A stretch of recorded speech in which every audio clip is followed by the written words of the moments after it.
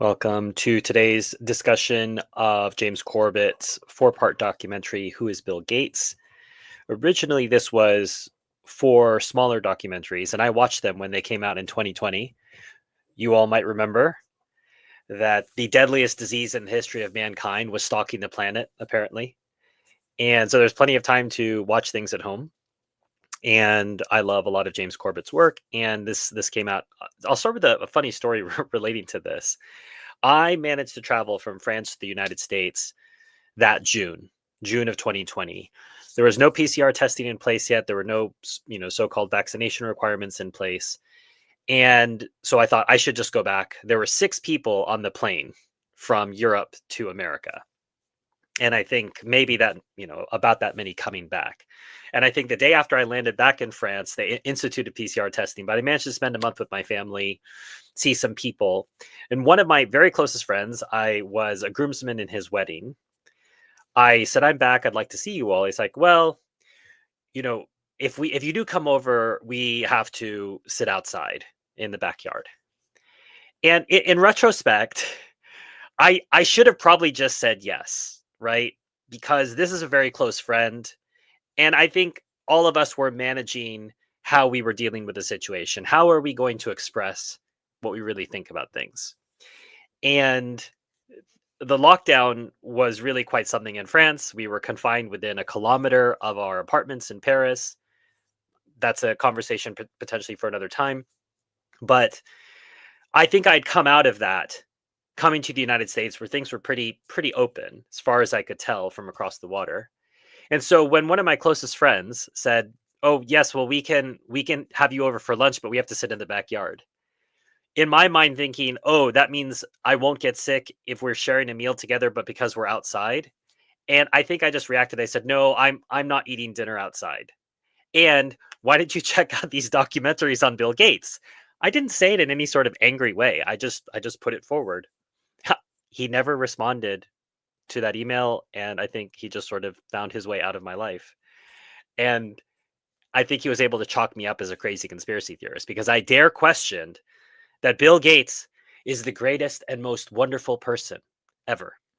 And that is really what Corbett is getting at in this documentary is who is this person? And is there such a thing as an uninterested do-gooder billionaire? And if we look back at Rockefeller and how he reinvented himself, if you read about Rockefeller's business practices, the man was more cutthroat than anyone we know today. Everyone we know today in business are teddy bears compared to what Rockefeller did and the practices that he go back and read about. Go back and read about what he did.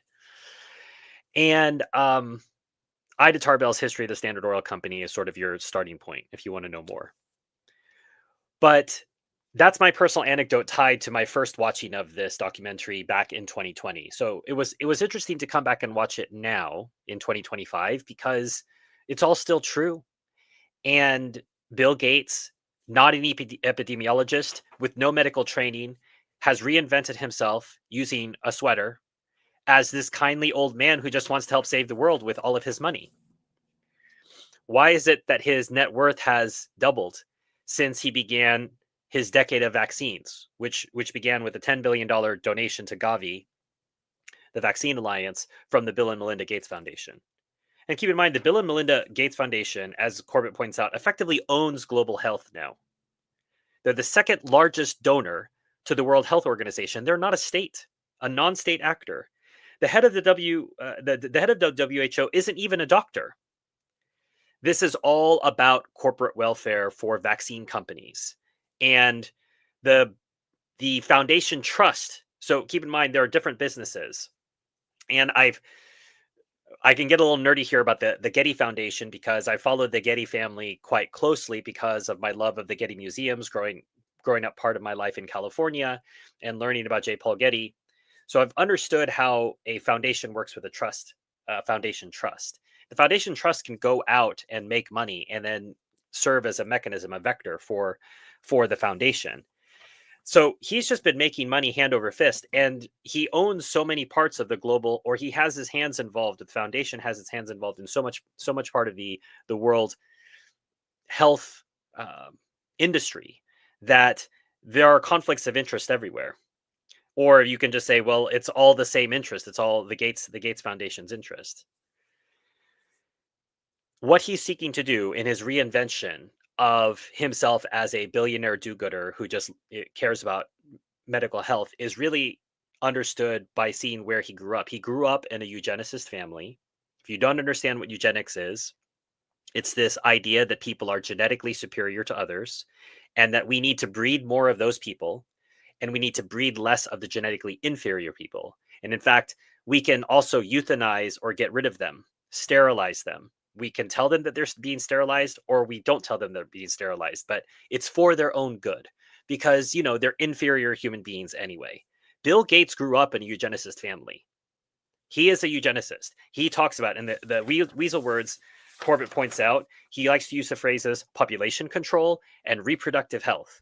And if you think about reproductive health, what he really means is I want birth control, which we've seen has numerous negative side effects for women.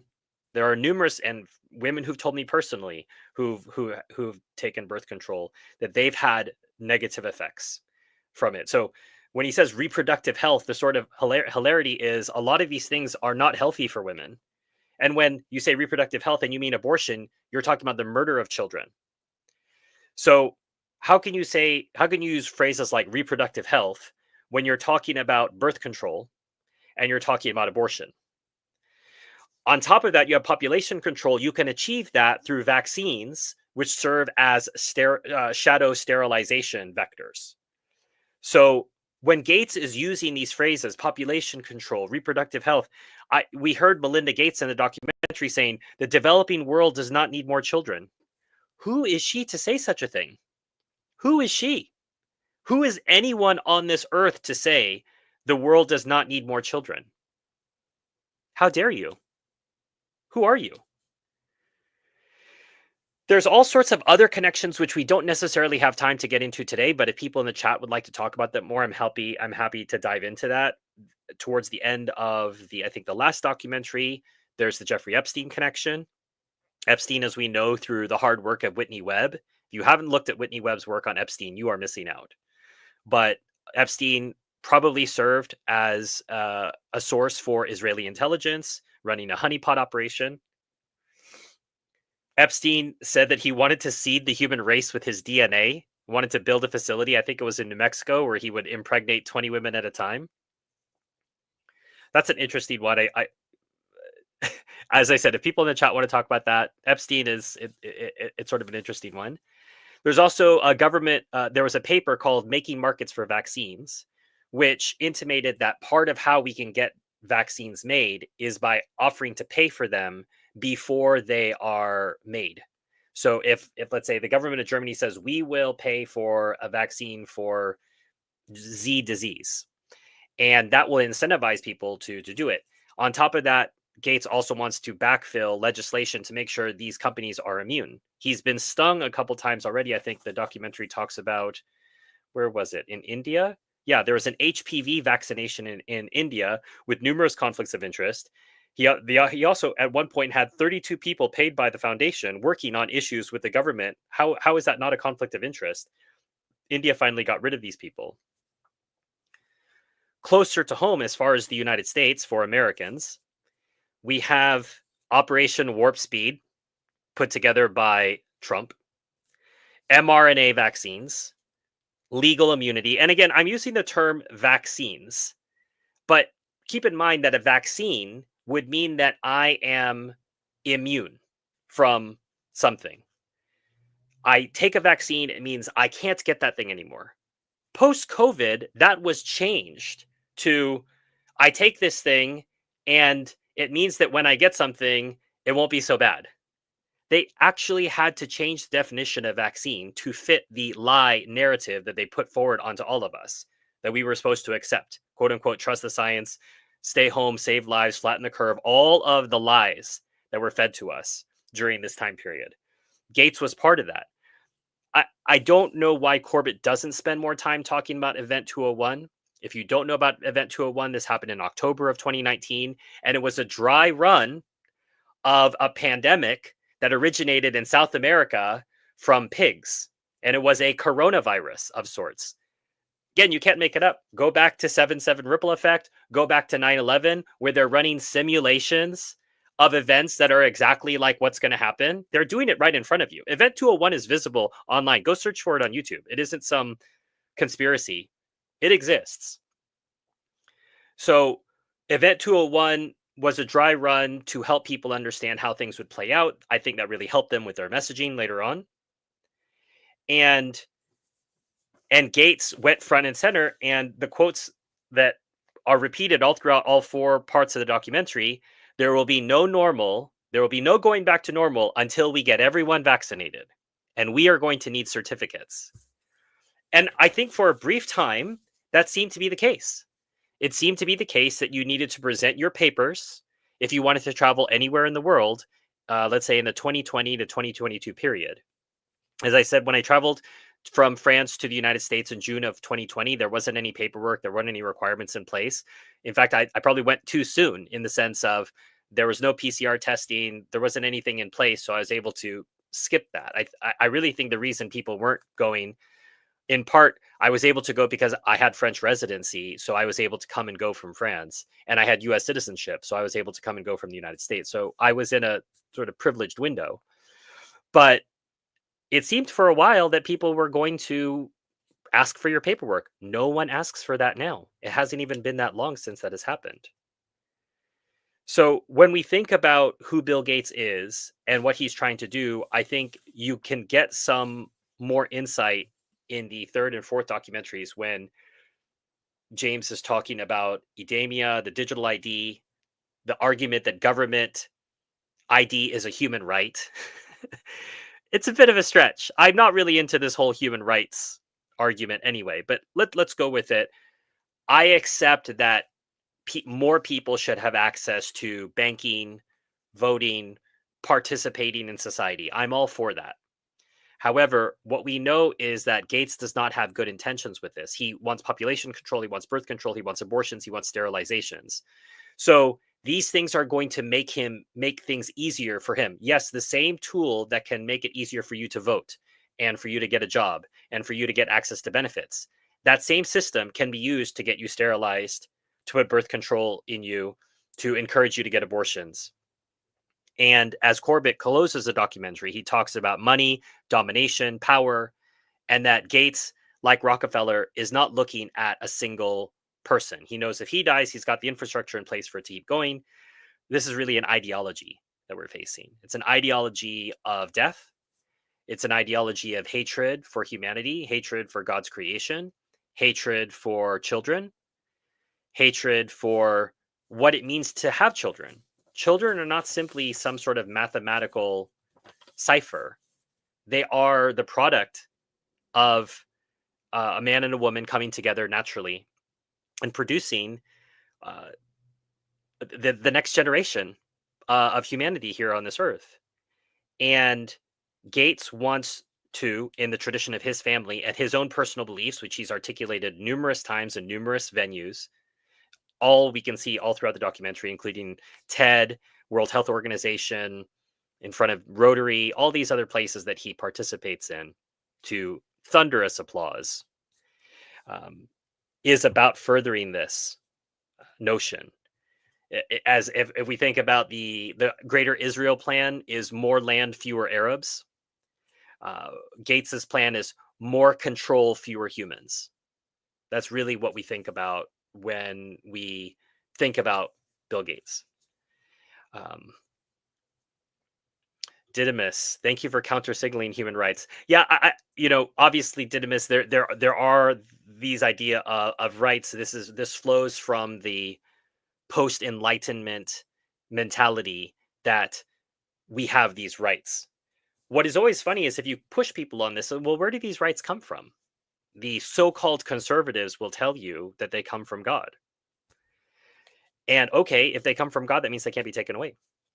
However, with rights comes with responsibilities, but you never hear people talking about human responsibilities. All you hear from the UN and the EU and all this is rights, rights, rights, rights, rights, rights, rights. But you cannot have rights without responsibilities. And one of those fundamental responsibilities that we have as humans is to God, to love him, to worship him, It's a longer conversation. But um,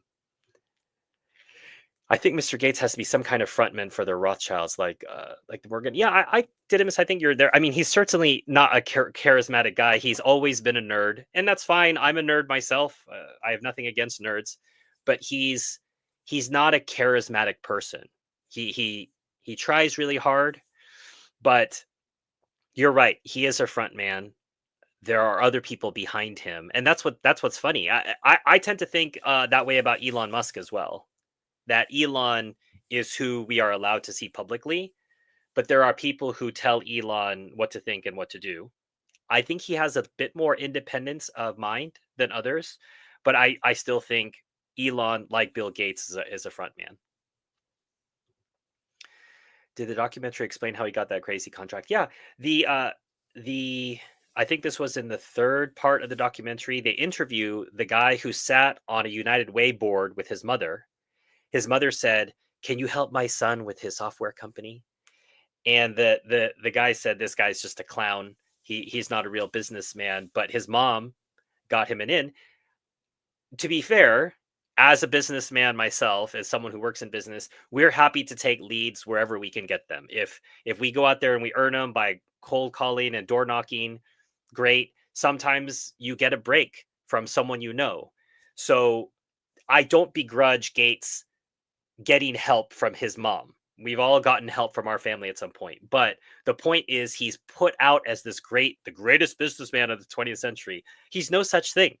In fact, I didn't talk about this yet, and we might not have time to talk about it, but he effectively shut down the idea of open source software. He weaponized software, he weaponized Microsoft against other smaller creators. Instead of, we could have had an alternate universe of Linux and other possibilities in which people pay for, let's say, iterations of software, and that would keep the development going versus closed closed systems. Now, I'm fully aware I'm telling you this on an Apple desktop. You can't see it, but that's the machine I'm talking to you on. I'm aware of closed systems and their dangers. And so I'm not blind to that. Corbett talks about that all the time in different documentaries. And to your point, which you're saying, it's suspicious that he got that. Yeah, possibly. But I think, like anything, isn't just one deal. So the deal with IBM definitely got Microsoft going, but there were other things that happened along the way that helped Microsoft. Most importantly, that he won these court cases to license his software and make it IP, and that was probably his smartest play. But that means that you're a great businessman because you were able to make it illegal for people to compete with you. And this fits in nicely with the Peter Thiel zero. If you've read Peter Thiel's 0 to 1, Thiel is a big fan of the Rockefellers because Rockefeller is very famous for saying, Ida Tarbell talks about this in the history of the Standard Oil Company, competition is a sin. This is what Rockefeller thinks because he finds inefficiency sinful. This is the sort of crazy Calvinist Protestant thinking. And so he wants everything to be monopolized, and only, let's say, the great and the good will be in charge of the monopolies. Well, Thiel is the same way. And if you look at all the Silicon Valley businesses that have been built during this era, they operate in the same method. So, for example, you have Airbnb or Uber coming in, oftentimes illegally in certain markets, undercutting the competition. Competition has to adjust. In some cases, people who own taxi medallions go bankrupt, taxi companies go bankrupt. Competition gets cleared out of the way. Airbnb and Uber are then able to double or triple their prices, much higher than it ever was because they now effectively have a monopoly. Thiel loves this kind of thing. He's at this on the same level as Bill Gates on this sort of thinking. Monopoly is good, competition is bad, and I'm worried to an extent. Elon is enamored of this same school of thought. For example, that's part of why I think under the Biden so-called administration, I mean, who knows if the guy was awake for most of the time, but under the under that Biden era, that's when you see tariffs against Chinese EVs. People don't realize this. China makes the most efficient EVs in the world at scale, and everybody knows it. So part of how Tesla had to cope with the competition was to make sure that they couldn't enter the market. Now, we can have a separate conversation about protecting your market, protecting your country, protectionism in general. We can have a separate conversation about that. But it's a signal that there's a problem with competition for people who say that they're pro competition. And I think that's something to be wary of. Have you read God's Gold, the biography of Rockefeller by James Flynn? He cited Tarbell a lot. I have not read a Rockefeller biography. Didymus, I don't know that I could, in the sense of I have so many. I mean, you can't see them, but there's a ton of books back here. This is all the Palestine stuff. There's another shelf over there you can't see. A Rockefeller biography would be lower on the list for me. I feel like, and you mentioned the Tarbell book. Tarbell book in at about 200 pages gives you a clear sweep of what happened and how he thinks and acts, and what happened later on with his so-called philanthropy. But I'm going to write that down for reference when I have more time and leisure to potentially go after a Rockefeller biography. I'll do that. God's Gold. Okay, I've been talking for a great deal of the stream, and Didymus and I have just been talking as well. If there's anyone else who has questions for the chat, please feel free. If you haven't hit the like button, please do. No, there's not a ton of us on the stream at the moment, but I found out that when like buttons are hit during the stream, it sends alerts out through to all the subscribers. So even if you're watching this afterwards, please also hit like. Easy and free way you can support the channel. And this will be our last stream for a couple weeks. It's Easter Sunday tomorrow. We had the Easter vigil here already, so happy Easter to those of you watching and those of you who are watching the replay. A super chat of $2 from JM. Thank you, JM. I appreciate your consistency and loyalty and support. It's very appreciated. Every little bit helps. Thank you so much. And in a few minutes, about 6, 7, 8 minutes, I'll be over on Palestine Bookshelf. We're going to be talking about an Al Jazeera documentary called Palestine 1920. And it was made, I think, in 2020, reflecting on 100 years since that time period and talking about what Palestine was like during that time. Really interesting documentary. Not anywhere near as depressing as the Gates documentary, but useful, helpful as always. So we'll be back with live streams in early May, I hope. And in the meantime, we'll have no, I think we'll just have 1 week off. It looks like today's the 19th. Yeah, 1 week off, and then we'll come back with some streams.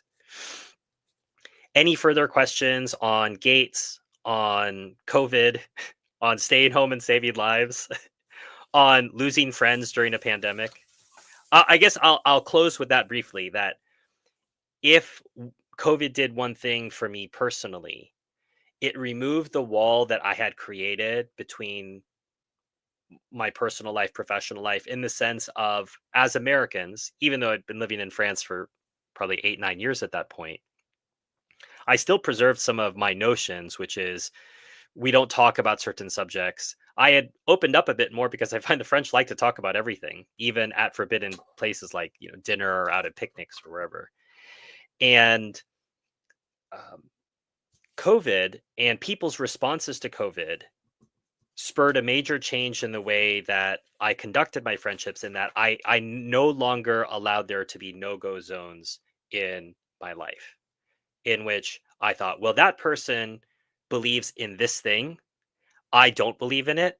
Therefore, I'm not going to talk about it when we're together. I'm just going to enjoy our friendship. I still don't have any problem with that as a practical way to deal with a very varied society and very different people. I had wonderful interactions with these people for many years. I don't regret any of that. But watching how people reacted to COVID in all these different ways just fundamentally changed who I was. And I decided I was no longer going to not say what I thought about key issues, even though I knew that that person may disagree with it and disagree with it strongly. And part of that led to, I think, preemptive endings of friendships. There were people who I didn't reach out to during COVID, and they didn't reach out to me. No harm, no foul. There's nothing, no moral obligation to stay friends with me. I had no moral obligation to stay friends with them. But what I would say COVID changed in my friend group is nobody is in my friend group is under any illusions about what I think about things. I don't necessarily discuss everything with the general public, although I probably have disclosed far more here on my YouTube channel than I had in past years. But the the notion that items are off limits for friendships, that died for me with COVID. And people's reactions were so crazy that I thought, that's it. Everything is out on the table to be talked about now, especially when you're going to make up all of these crazy phrases you've never heard of before. Stay home, save lives, flatten the curve. No one's going out until we get everybody vaccinated. By the way, we're going to change the definition of vaccines. Yeah, it was a crazy time. It seems like it was longer ago than it was, but I think we all would do well to remember what the experience was and think about the life lessons we learned. Didymus: I forged COVID paperwork ruthlessly with no regard for the law. Sorry, not sorry.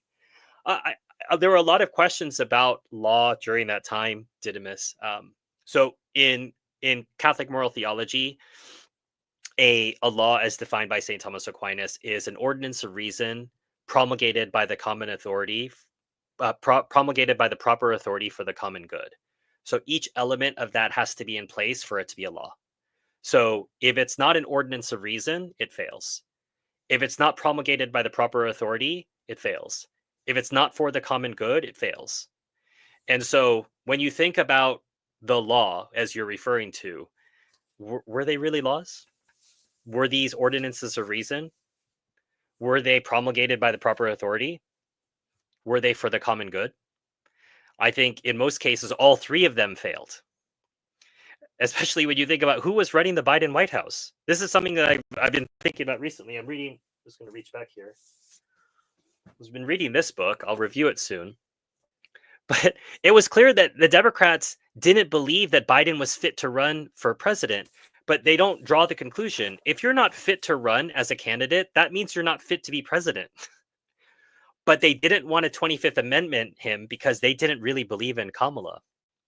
It's all coming out in this book. It's pretty hilarious. It's written by a couple Democrats. I haven't read them before, but it's been interesting to go back and look at all the inside baseball and realize they didn't believe in her either. They were trying to run cover for Biden. How much Hunter Biden was involved. I mean, he found time to advise his dad in between all this, the coke and the strippers, and his legal cases. I don't know how he did it, but well, man's a superhero, I guess. All right. Thank you for stopping by. As I said, I'll be over on Palestine Bookshelf in just a few minutes if you'd like to join us there. And as I said, we'll probably take a week off. Just I have some things on, and we'll come back in early May with our regular live streams. So until then, please continue watching other videos. And if you've seen this after the stream, keep the conversation going in the comments. I'd love to engage with you and learn more.